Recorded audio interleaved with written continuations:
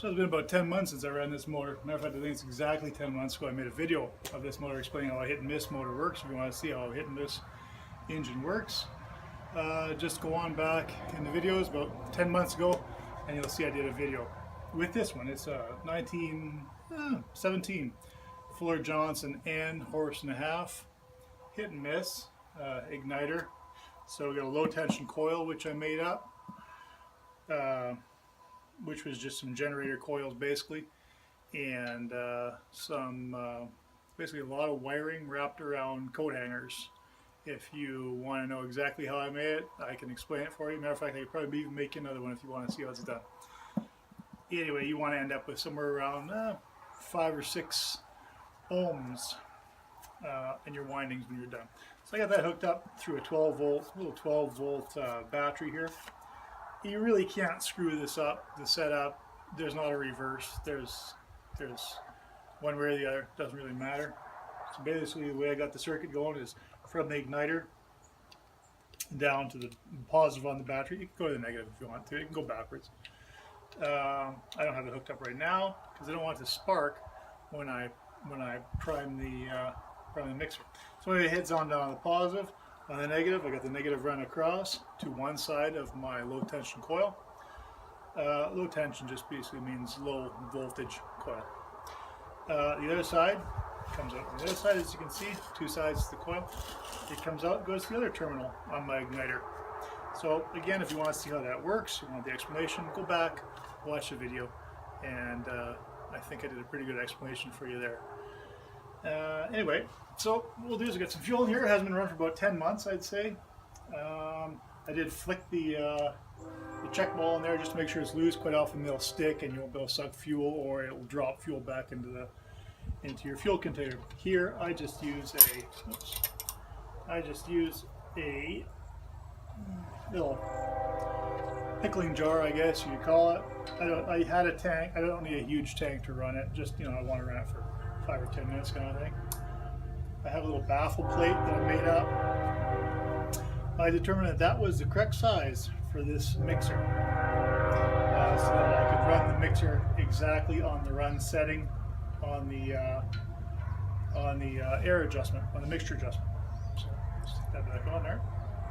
That's just a little completion plate. If you've never seen one of these things, a little plumbing completion plate. When you have a hole in your sink that you maybe had a spray attachment on, or you had an extra hole, you just use these to fill the holes.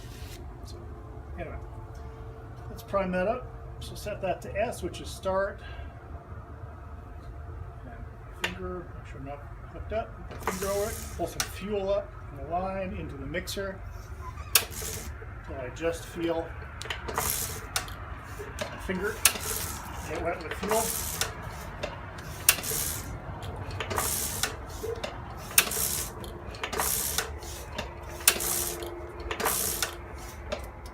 It's easier without that little baffle plate on there. Turn that fuel off.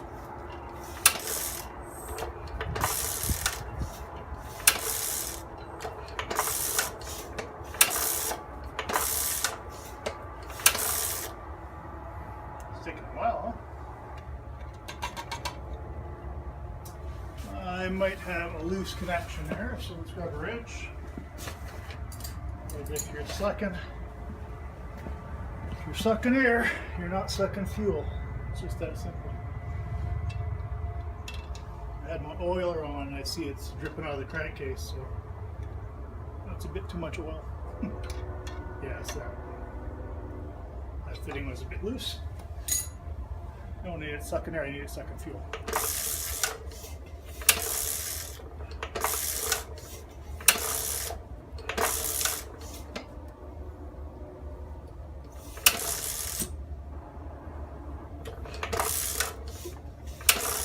There we go. There, just drip fuel on my hand, which is, for this guy, it's perfect actually. Just drips fuel on the hand, and you can go ahead and start it. Put my little baffle plate on that I made up.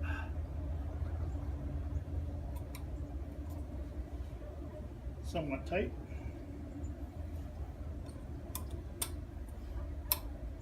A little tighter than that, huh? just kind of getting back into the videos again. Busy all summer, so easing my way back into making them again. I got a project on the go, which will be coming up on my video stream here eventually. There we go, that's good. Hook up our other connection on the battery. And that's about it. Turn down your grease cup. So your bearings are lubed. The connecting rod and the crank. Make sure your governor is free. Don't really want that sticking wide open. Turn that. Setting, we'll go halfway between, because I've primed it already, we'll put halfway between start and run. We'll eventually end up at run. Shouldn't take a whole lot of pulls once the fuel's there. Get it up on the compression stroke. And we're there. One more here probably. Oil's just dripping out of the cylinder. Sometimes that happens.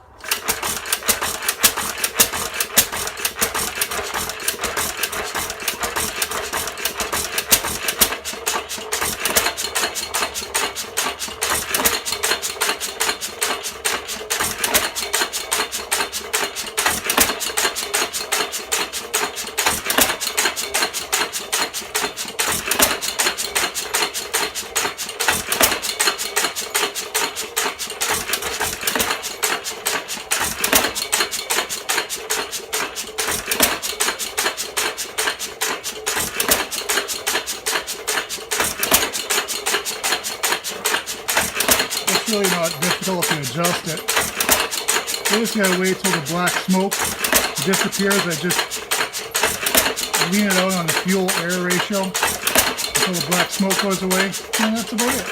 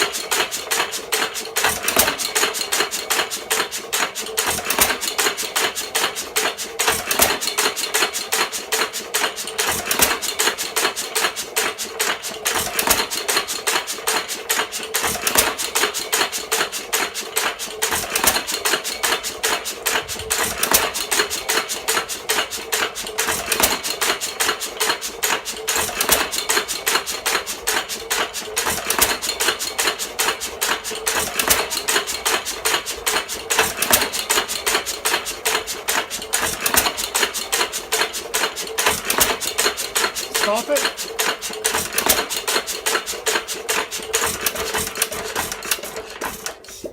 Cut off the spark. That's pretty simple, huh? Anyway, hope you thought that was all right. Like I said, just ease back into the videos again. It's kind of time for me to come back like it is every year after a busy summer. And we're easing into fall now, so leaves are starting to fall off the trees, and fall work to do, but nothing like it is in the summer where you're cutting 2 or 3 times a week. So anyway, I'll probably turn this back on, let that cylinder and water hopper heat up before I drain it back out again, and that's about it. Anyway guys, have a good night.